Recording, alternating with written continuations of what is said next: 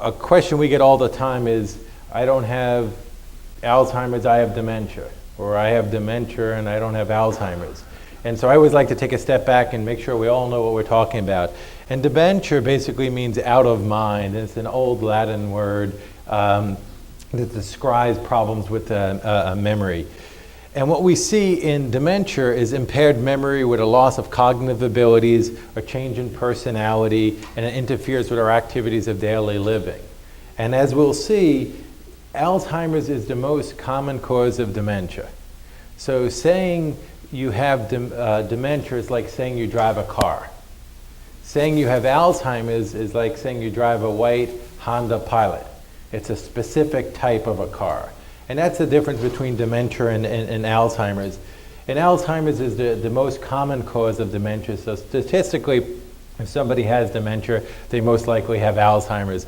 But as you could see, there's a long list of other things that cause dementia.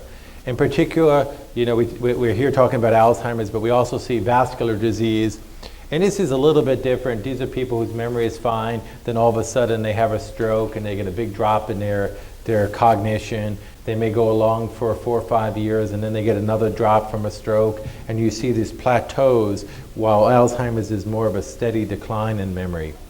Lewy body, I always like to mention because it's very common and not always diagnosed in this town, and it's a type of dementia. The memory is not too bad, but the classic thing is they have very vivid hallucinations, and it tends to be little people, little animals, and they're bright colors. They got orange socks on, green hat, and Lewy body is also treated very similar to other type of dementias. The frontal temporal dementias are an issue that I see, and I used to get all these referrals from the sheriff's office. The frontal temporal part of your brain is your inhibition center. So you may have an urge and your front of your brain says, you can't do that. And people who have frontal temporal dementia, they tend to have a lot of behavioral issues. And so they end up getting in trouble with the law, and they have an illness, and it's, they don't deserve to be in jail. They didn't need to be treated medically. And a common example of that is Pick's disease. The other one that we probably see a little bit here is this progressive supranuclear palsy. And these people lose the ability to lift their eyes up. And up north, one of the best ways to diagnose it is they have problems going downstairs. Down here, we don't have as many stairs, so it's a little bit harder to diagnose. And then NPH is what we call a type of dementia for lawyers. It's overdiagnosed. It stands for normal pressure hydrocephalus. And what it is they get a little bit of increased, the ventricles swell in their brain. But when you come to a place like Florida where there's so much medical liability, the radiologists always comment that the ventricles in the brain are swollen. And what happens is then you end up taking off some cerebral spinal fluid. The patients don't get better, but it becomes a very legal one, because you can actually, for people who truly have it, if you put in a shunt, they get dramatically better. I mean, dramatically better. Their memory, their problems with their bladder, and also their ability to walk gets better. So we want to keep it in the list of things we think about. So Alzheimer's has been around for a long time, over 100 years, originally diagnosed in 1906 by Dr. Alzheimer's. But the thing that's really important about it, it's the third most expensive illness. And part of it is because of the amount of caregiver issues. $200 billion were spent in 2012. You look at some of the state budgets and they approach this. 5 million are affected in 2000 and 15 million by 2050. So obviously as we're aging, we're seeing more and more Alzheimer's. It's the 6th leading cause of death, and there's 15 million unpaid caregivers. And what does that mean? That means a husband, a wife, a daughter, a son who's taking care of somebody 24 hours a day. So it's a lot of burden beyond the disease on families itself. And 1 in 8 older Americans have Alzheimer's. And as we see, as you get older, your chances of getting Alzheimer's tends to go up, such that at age 60, only about 1% of the population have Alzheimer's. The earlier you have it, there tends to be some genetic reasons for that. In particular, there's something called presenilin 1 and presenilin 2 defects. But you see, by the time you get to age 85, basically 30% of the population has Alzheimer's, and if you carry that out, when you get to 100, about half of the population have Alzheimer's disease. So as we age, we see more Alzheimer's just because of that. One of the interesting things is, even though the prevalence of Alzheimer's is increasing, we do a very poor job at diagnosing it.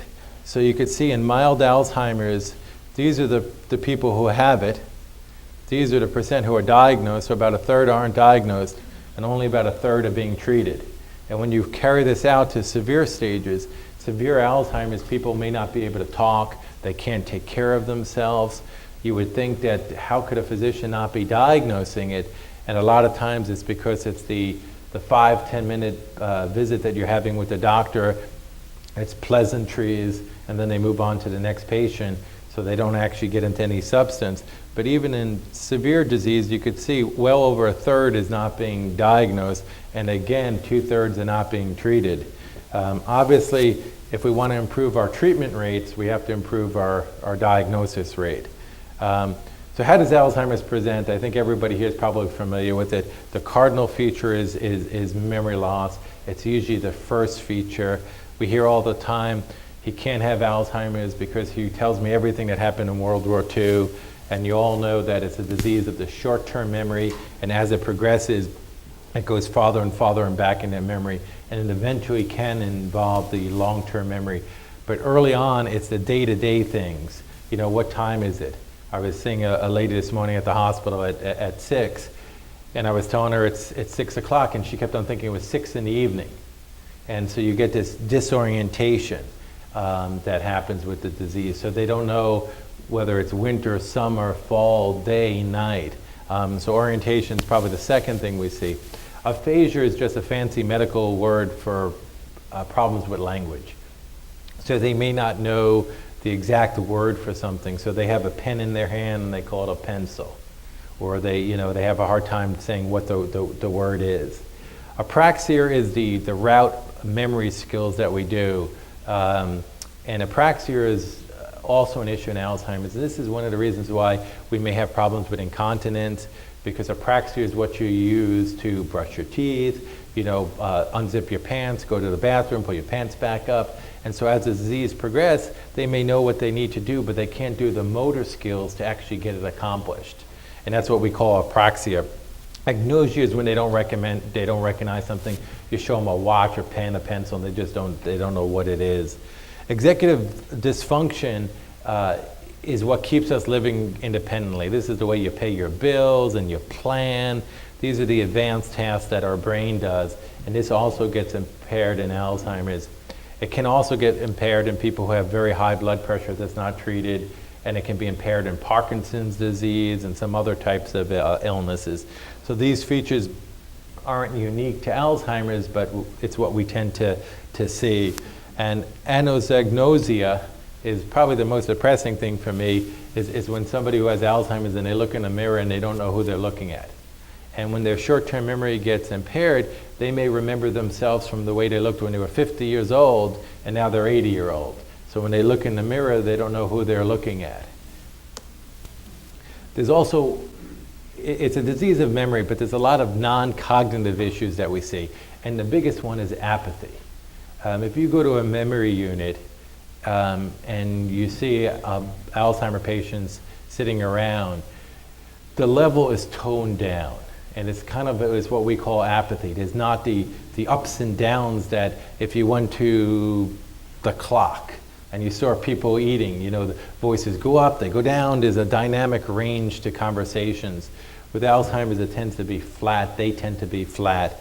There's a high incidence of depression. And it's important to pay attention for these, because by treating some of these things, we could actually improve the memory, make the situation a little bit better.